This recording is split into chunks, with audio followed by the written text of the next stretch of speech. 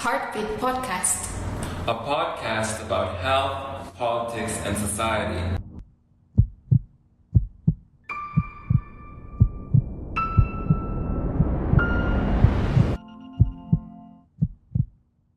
Welcome to this first edition of Heartbeat Podcast. I'm your host, Pancho Molongeni. This week we bring you a special edition dedicated to young people since the Day of the African Child falls in June. We bring you, first of all, a segment with young people, learners, and the impact on COVID-19 on their education. And then we will dissect the impact on young people at home and abroad with our panel of young activists and teachers. Stay tuned.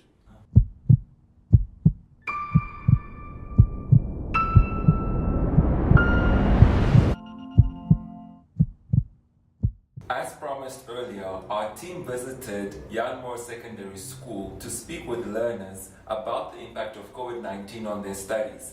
And this is what they had to say. I'm here with Rivaldo Kavanga, who is the head boy of Yanmore Secondary School. Hi, Rivaldo. Hi. I wanted to ask you, what do you know about COVID-19 and its risk for learners? I know that COVID-19 is a virus that is in Namibia, which led to the closure of schools and the reopening of schools after about 3 months. So what grade are you in now? I'm currently in grade 12. How do you feel about the reopening of schools? How do I feel? I'm actually excited to get back to school since it was partially 3 months I was at home doing nothing, just studying. I actually missed the physical teaching, the traditional classroom setting. What advice would you give to young people who are afraid of acquiring COVID-19 at school? What advice would I give to young people afraid of acquiring COVID-19 at school? Just adhere to all the rules and regulations in place, maintain social distancing, wear a protective mask, and you'll be safe. Thank you so much, Rivaldo. It was a pleasure.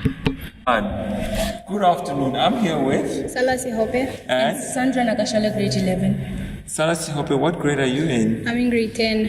How does that make sense? You're both at Yanmore Secondary School and only grade 11s and 12s are allowed.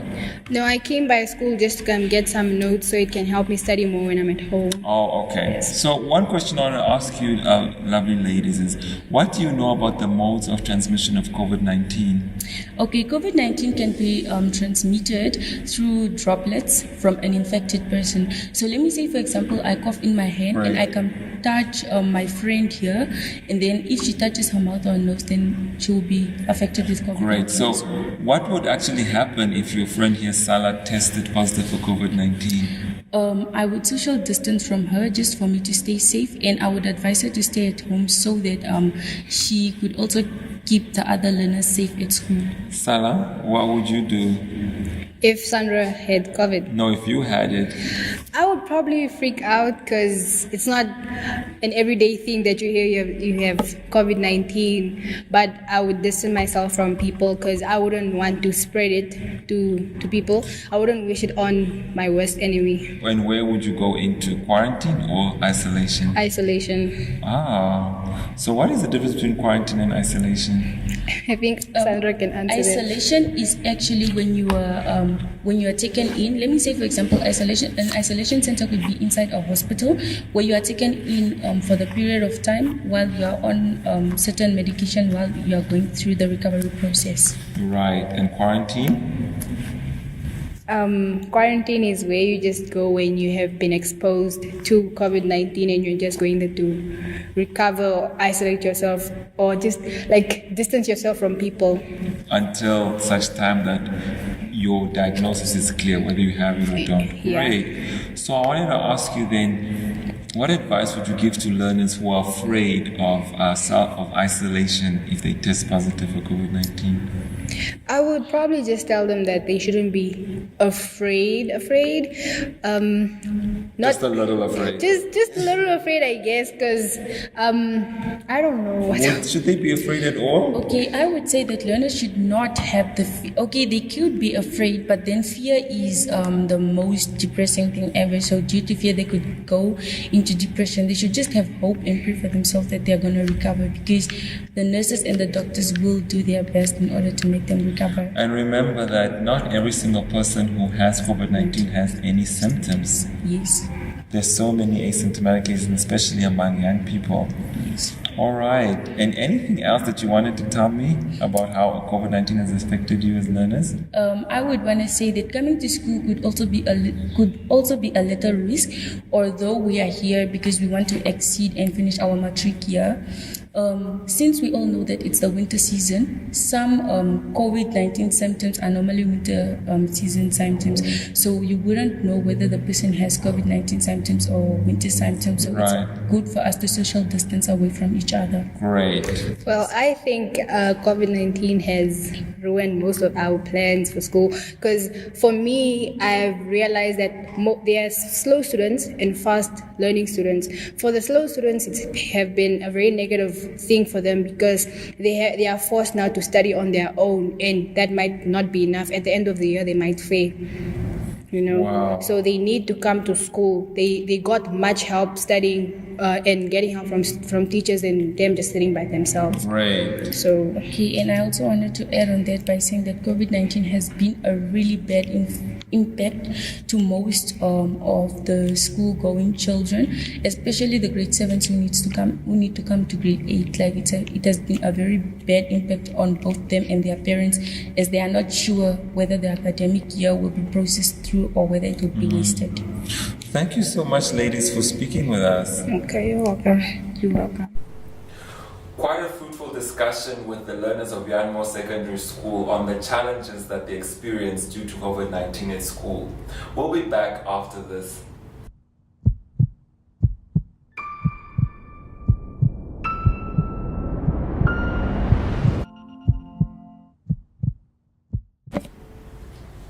Welcome back.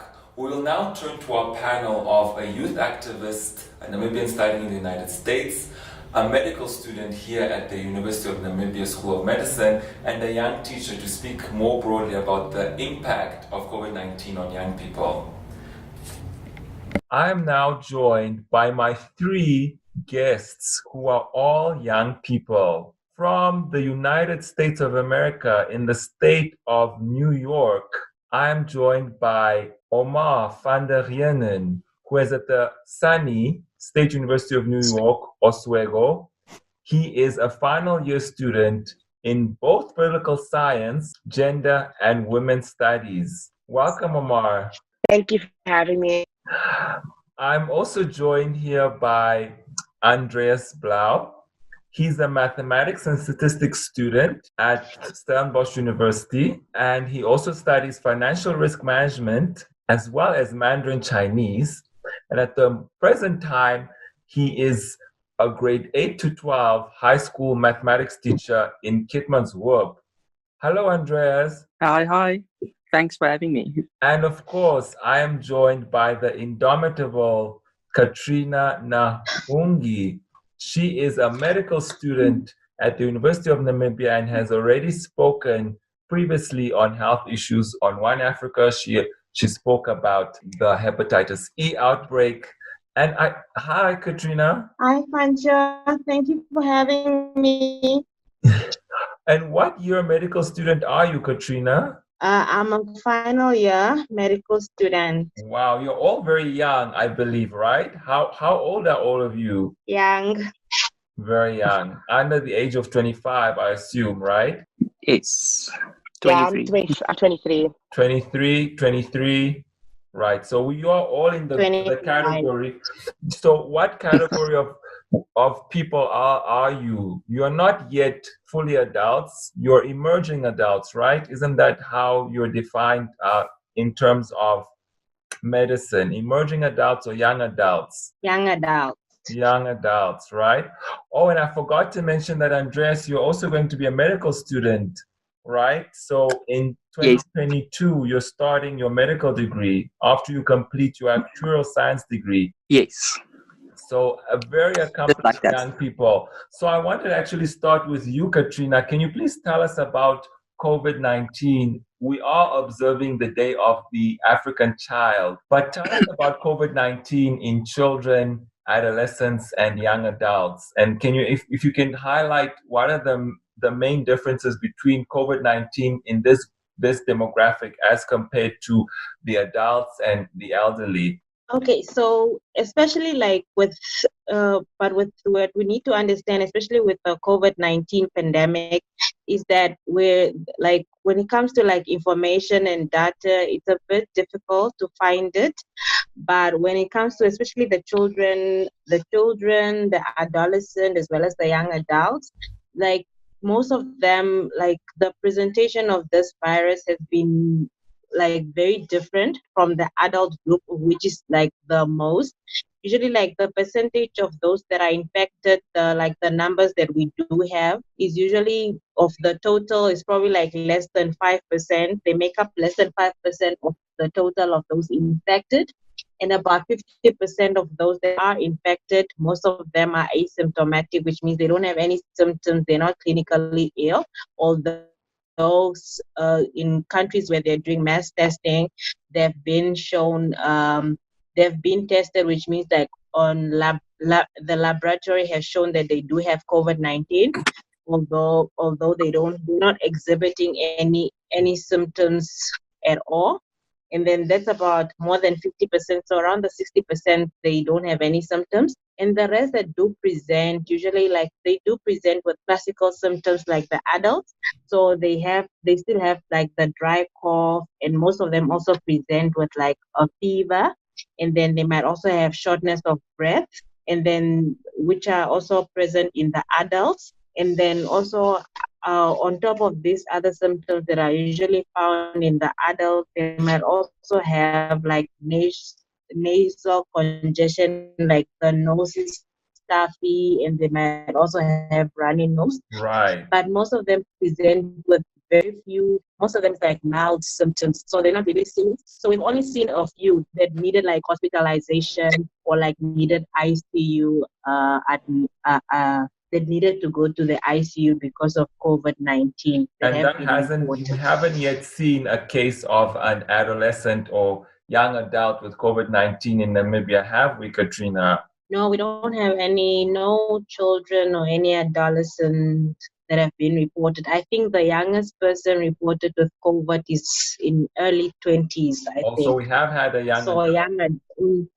We've had a young adult, but he also was very mildly symptomatic and already is one part of the recovered group. And Omar, speaking to you, you're in New York State. How has the situation been there? And I wanted to now jump into first of all, speaking about if you know of any of your classmates who've fallen ill, and what does it actually mean for you, the Day of the African Child there in the US in the midst of this pandemic, but also at the height of the protests that demand a reckoning with systemic racism in the US? Right. So let me address the first question. So I'm in New York State, which is kind of the epicenter in America with the highest infection rates, and also close to one of the highest death rates too. With that being said, where my campus is, which is in upstate New York, it's a very rural part of New York State. So the infection rates or the transmission rates hasn't been that severe in this area, but it has been more severe in the city, of course, because there are a lot of compacted places and people are, more close to each other. So the rate of transmission is higher. But being in New York State has also been a blessing during this time because we are led by a governor who has had a lot of, who's been proactive in managing the crisis, especially because we have a lot of rhetoric and a lot of misinformation coming from the Republican president and the Republican government, who's been downplaying the virus or the infection of corona and the severity. Right, and to come into you, what does it mean to you to mark this Day of the African Child and Youth Day there? What have you been up to in the past few, let's say, weeks and then months? Yeah, so as an African, especially as a Namibian, I have to realize the fact that I'm born free, right? And I have to also, pay homage to that. But I've also come to realize that, I'm really not born free, because there is no freedom without equality. Now, from Namibia up until New York, we still see that, a lot of people are being disenfranchised because of their sexual orientation, because of the color of their skin, because of their economic background. So I've kind of used Mark, Day of the African Child, by leading the largest protest for the Black Lives Matter movement in Oswego, to call on my campus to reform its curriculum and decolonize its curriculum, and to elevate the lives of Black students and Black people in our community of New York. So we've had about 2 protests, and we've marched on campus to raise the Black Lives Matter flag, and we've marched to City Hall to raise the Black Lives Matter flag too. And we've called for the defunding of police.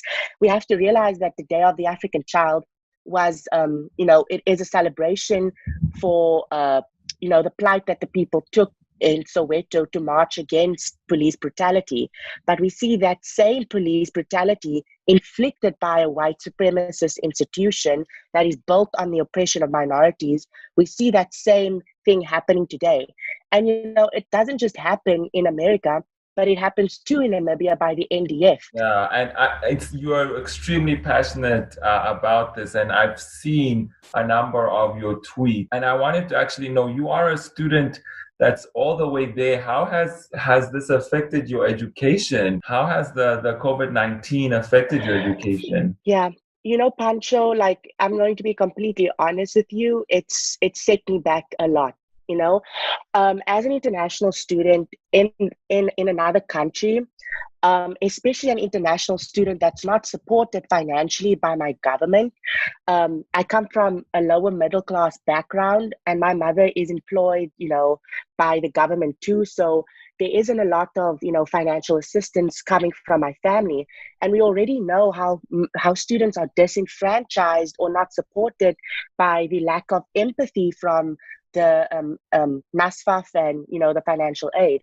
So all that I had, all my support has been my campus. It has been my community. So when COVID hit and, campus closed and sent all of the students home, I lost that only sense of community that I had, especially as a gay Namibian too, and an LGBTQ plus student. Our campuses are our only safe haven. It's our only safe space. Wow. So when that gets taken away, there's nothing to support us. And also international students too, they're only allowed to work on campus. So when COVID hit, our jobs got taken away too. But I'm very grateful that, I've been taken in by my professor, and that my friends continue to support me. And, I remain focused on why I came here, and that's to pursue my destiny so that I could come back to Namibia and help push my country. And I wanted to just ask, we heard earlier the insert from the young people who spoke, who I interviewed at the Jan Moors Secondary School. And I wanted to ask you, what do you make of the anxieties about COVID-19? Are they justified? And Andreas, you are actually a teacher. Are you experiencing the same sort of anxieties there in the grade 11s and 12s you're teaching? Hi. Can you hear me? Yes. Everything. Well, yes, I'm a teacher here. Yes, we have experienced a lot of anxiety, especially from the parents, because it's like that situation, like children have to learn, but they are also afraid of their well-being, like what happens if someone's affected and stuff like that. So it's like a crossroads. What would you do? We're actually a very small school. It's a private school, so we have safety measures, but it's still not enough. And we have moved to online classroom, but we don't think that it's not that effective, because some students really need that human contact, and it's the most of the students that need the human contact. How are your students understanding COVID-19? Are you in touch with them? Do they have a good knowledge, as these students who are interviewed, who really understood, the modes of transmission and the difference between quarantine and isolation? Or do you still feel they have a long way to go in terms of understanding the real risk? The thing is, they don't understand the real risk. The children don't understand it, because if I'm at school school has begun, you will still find them. We have strict rules in order, like you must be 1 meter apart. You must wear your mask. You must remember to sanitize before you come into the classroom. They don't do it. Our biggest struggle is to get them to keep on their masks, but it's hard. It is difficult. Especially the girls that are our social creatures at our school. That 1 meter distance, they don't understand it. They don't see the seriousness because they think we are like very distant from the sickness. And so Katrina, what do you think of that? Is it really more of a girl-child problem, or is it across the board? I take a little bit of exception that you're picking on the girls. Surely the boys are just as non-compliant. And Katrina, what is the risk? Is the risk really something that students need to be terrified of, or is the risk of transmission between asymptomatic high? What do we know about that? Yes, Katrina, are you there? I think we have lost her, but that is something. Hello? Yes, you're here? Yes, I just want to know, what is the risk of transmission at schools? What are the main places that transmission could occur? And if the learners are asymptomatic, they're not coughing and sneezing, how would they transmit? I think with regards to if the learners are asymptomatic, like the risk or the rate of transmission greatly decreases, but you never know. So in terms of like, as soon as the child, if they're coughing or sneezing, as soon as they touch themselves, then they touch surfaces, so they transmit the virus to surfaces or to their hands or to their clothes. Then another child comes, go touch the same surfaces, touch their eyes, touch their mouth, then transmission has occurred, and that's how they can spread the virus. Right, but as long as they avoid that, they're pretty safe. So the terrified response is far from justified. Yeah, in terms of like the terrified response, I think it should start with once the children are educated and know the risk associated, they know the preventative measures to take in order to prevent transmission, and also that thought of like, I can be infected. I think that should come across in terms of, if you having the thought or the belief that you can be infected, that helps you in terms of protecting others. Right. So if you have the notion of like, maybe there is the transmission happening, and although I'm asymptomatic, I might be carrying the virus, then you protect yourself. Just taking basic measures of hygiene, like the washing hands that we've been talking about since the beginning of this pandemic. Yes, absolutely. But I wanted to now ask, since we are running short of time, what would be your takeaway message for this Day of the African Child? If I can ask each of you to just briefly tell me that. With the president having brought up on that we should be wearing our mask, even if you were to sneeze, whether you knew that your sneeze contains the virus. If you Katrina, I think we may have lost her. Omar, could you go next? Yes, of course. So my message on the Day of African Child is to, let all of the young people in our country know that they have a responsibility to react to this virus or this pandemic in a sense that, where they each take responsibility, not just for their own lives, but for the lives of our elders who are most vulnerable to this disease. But most importantly, I want them to realize how many of them have been disenfranchised in the system of the pandemic. We've seen how people don't have access to technology for e-learning, how the poor became even more poor. So I want young people to know that the future is calling, and it demands justice and equality, and we need to continue to hold people account, especially during a pandemic, so we can elevate the lives of the most vulnerable people in our society who are socially, politically, and economically disenfranchised. Wow. Thank you so much, Omar. And Andres, what would you like to end, not only as an educator, but you as a young person yourself, as a student? Do you have any reaction to what Omar just said? Because I think he summed it up so beautiful. Any question? No, Omar did it perfectly. he did it perfectly. All I can just say is it's not the end of the world. Right. That's all I can say. So I'm glad that I've managed to have you as guests, and I hope that you stay in touch with each other now that you know each other. And thank you so much to everyone. Have a great morning, Omar. Have an amazing afternoon, Andres and Katrina. Thank you so much. Thank you. Okay. Thank you, Pancho. Thank you. Nice Thanks, meeting man. you all. Great stuff. That was the first edition of the Heartbeat podcast. Do join us next week for more insight into health matters. I'm Pancho Molongeni signing off.